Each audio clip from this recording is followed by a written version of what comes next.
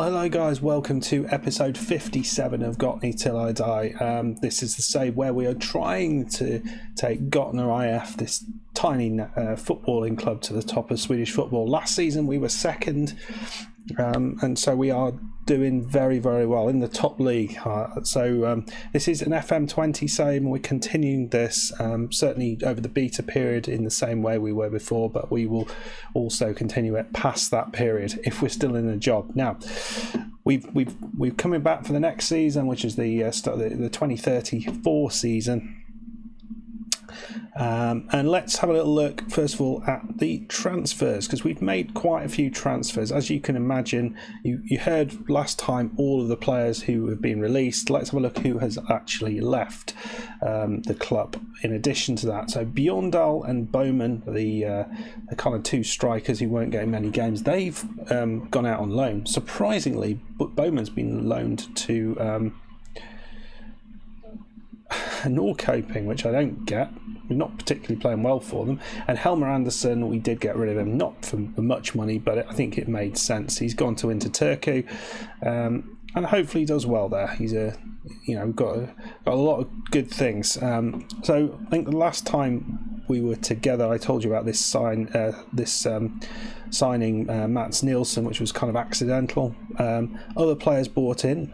Esteban Brinovic, who is Swedish, on the right side of midfield, looks a decent player. He's actually started quite well, looks a good player, fairly fast, not particularly good with the crossing and stuff, but he does seem to get in the right places at the right time.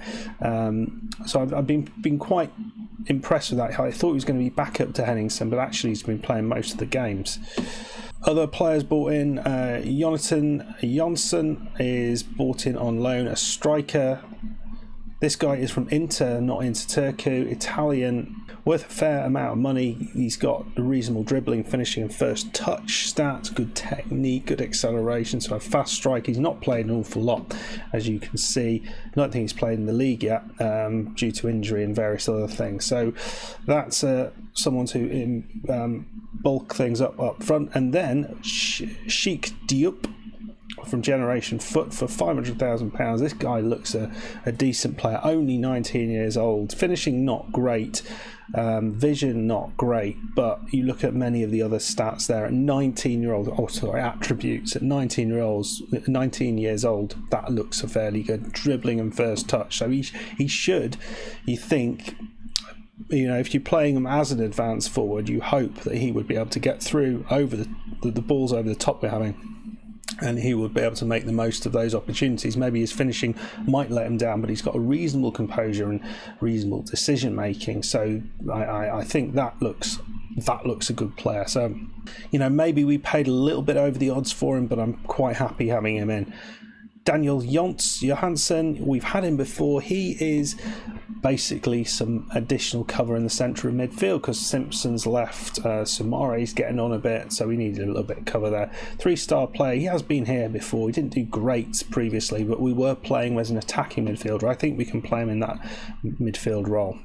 And the other place we needed to improve was at the back, and we bought this guy in, Ruben Babo, who looks absolutely unbelievable. I mean, heading of 19. We have never seen 19 in anything, so that's pretty good. 20-year-old Portuguese lad, great jumping reach, marking, tackling technique, looks the business. So I think transfer-wise, this has gone quite well. Problem is, for whatever reason, results-wise, it hasn't. It's the worst start we've had for a long time. As you can see, it went okay to start with. As you see, it's Swedish Cup Group 8. We had a tough one actually, having Göteborg to get past. We beat them 1-0. Kanstrup with the goal. Really happy with that. Team played well. 1-0. Sandvikens, who were from a couple of divisions below, beat them 3-1. Fairly rotated. Henningsen, Tinnerholm and Moller with the goals. And Ugreit, 3-2 victory, again fairly rotated.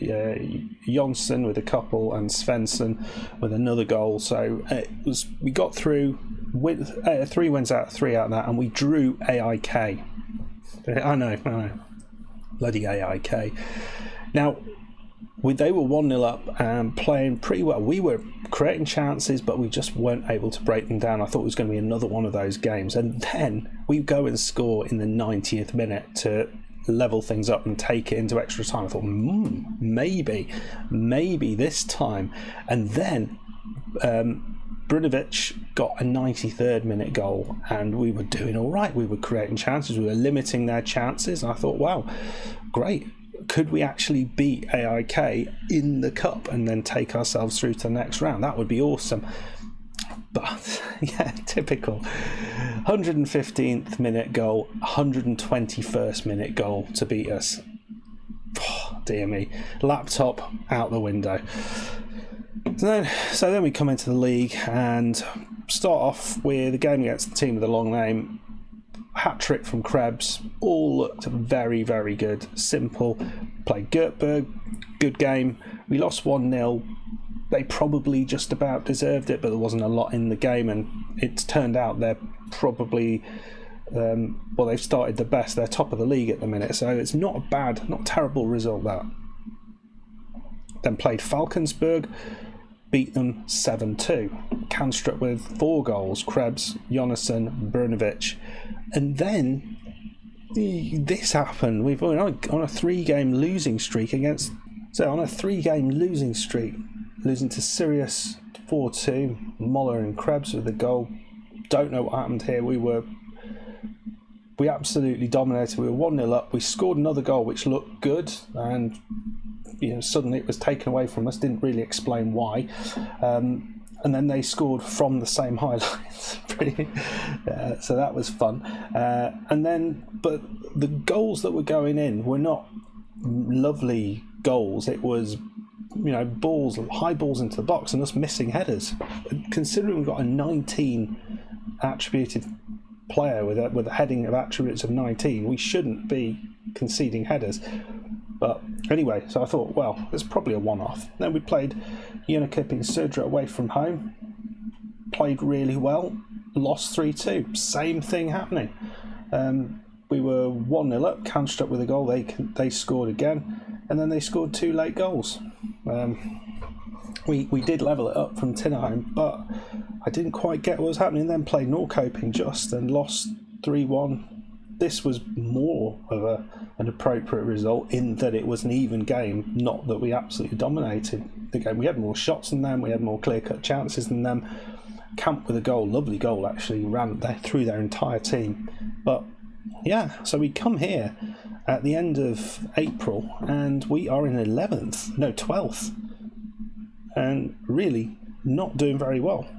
We're playing Hammerby, who are 5th, and well, I don't know what to make of it all. Let's see how we do. I think the other things I should mention is that we've had our training and youth facilities improved, so that's good. What are we now?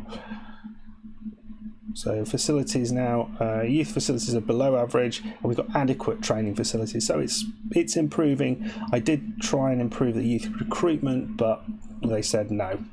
So let's see what we can do here against Hammerby. It's not been a good year. So team we're going with, we're trying a new forward formation. Kanstrup and Diop. Krebs has been dropped. Brinovic is on the right, Forsblom on the left, Muller and Unzegang because Tinnerholm is suspended. Across the back we've got Steinarsson, Venderstrom, Babbo and Boschi's back in. Nilsson keeps missing headers, so that's what we're doing there. And Benediktsson in goal. I've been thinking about maybe swapping him out for SodaStream for a few games. But it's the defenders, it's not the goalkeeper's problem. So let's see what we can do. I just don't know where this form has come from. It's really hard to say. I'm going to go positive from the off, and hopefully you'll see that we are playing well, but just not scoring the goals, or hopefully we score the goals and don't concede them. So Moller in the box, nicely done. Is that going to be offside? Is it? Or we scored a goal? we have scored a goal. Very, very nice. Kanstrup got in the way, and we are 1-0 up. Lots of shots. We're not shooting on sight. This is work the ball in the box. So that's probably important to say. We're playing AIK next up, so that's going to be a loss away from home. We will put the home game on camera. But some really weird things going on. I mean, this is actually a slightly weird game in that we're not really seeing much in the way of chances, but you look at the likes of Norrköping struggling, Malmo struggling this season, AIK already dropped a load of points, Djurgården's dropped a load of points, Kalmar have been doing really well, Häcken struggling a bit. Well, Forsblom with a corner. It's 2-0, what am I moaning about? One of the things I have changed here, maybe that has made a difference between the last game and this one, is I put the defending to slightly wider to try and stop the crosses coming in, because that seemed to be where we were conceding all the goals. But we haven't seen a cross. Right, and so we come to this point here. We've not seen actually Diop. He's been very, very quiet. So bring Camp on the left side. So it looks like Göteborg doing very, very well. Brunovic down this right side loses the ball. And there you see Babo misses a header. What are you doing, man? Ball through. And we got away with that. But that's kind of what he's doing. And I don't get it. Look at his attributes. Tell me, look at his attributes, why he should be missing so many headers. Because he has the composure, the concentration, decision making, all of these things he seems to have. He doesn't have any weird player traits. He's determined personality. I can't see what is wrong with him, but yet he's not doing it. Well, there we go. He does get that header away. Suzuki. And the ball is cleared to Camp. Is he going to run through this team and destroy them all? Steinerson, weird back heel. Venestrom, ball over the top. We've not seen a lot of these. Kanstrup. He's just wide. Almost another hat-trick for him. We've had 2 hat-tricks this season so far. Can he get us third? Right, now we'll make a couple of changes, or right at the end here, Moller and Krebs on. Well, that's nicely done.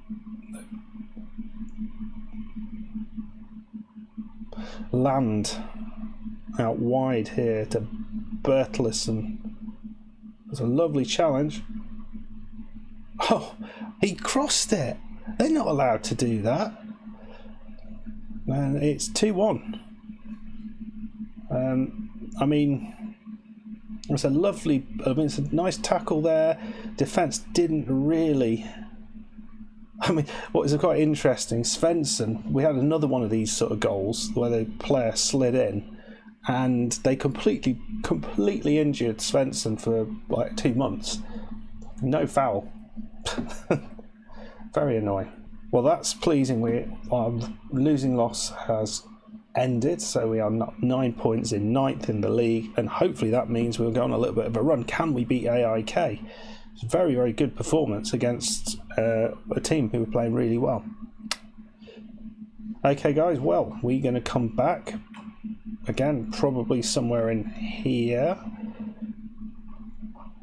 or maybe no, yeah, maybe once here, then for the AIK game, and then probably for the end of the season. And that's probably, at that point, it's probably going to be just, at that point, it's probably going to be just half season or full season reviews thereafter. Okay, guys, I hope you enjoyed this. If you did, hit that like button. Please subscribe if you are new, and I'll see you next time. Goodbye.